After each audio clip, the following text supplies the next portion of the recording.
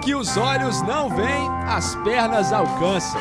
E Ernesto Mendonça alcançou 3 feitos. O primeiro foi o ouro na modalidade preferida, o salto em distância, durante o meeting paralímpico na Argentina. Os outros 2, no mesmo campeonato. Um ouro nos 200 metros e a prata nos 100 metros rasos para atletas de baixa visão. E se tratando de atletismo capixaba, uma proeza e tanto. A dificuldade que nós encontramos aqui no nosso estado, uma pista de carvão, ao sair daqui competir num outro clima, um outro país, com certeza, quando se ganha uma medalha de ouro, ou pódio mais alto do atletismo e de qualquer outro esporte, é uma glória sim, a gente tem que dar mérito a quem é necessário.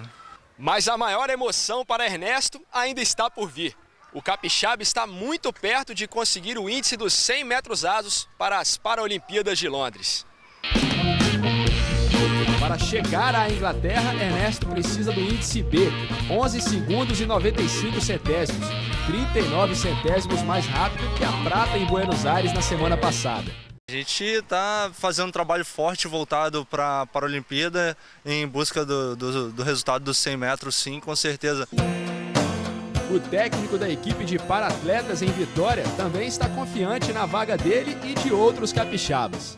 A gente tem muita fé nisso, a gente acredita muito. O Daniel está no México agora, está tentando os seus índices lá. A Renata, aqui, Bazzoni, também está tentando os índices. Então, se a gente conseguir chegar com 3 na Paralimpíada, vai ser uma situação histórica. A próxima chance para a obtenção do índice nos 100 metros é na semana que vem, num torneio em Brasília.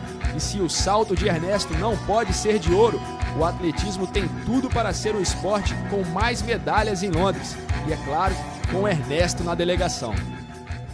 Troca esse esforço aqui pela alegria do carimbo indo para Londres, para lá estar representando bem, não só o Brasil e sim o nosso estado. O mais importante é a dedicação do atleta capixaba.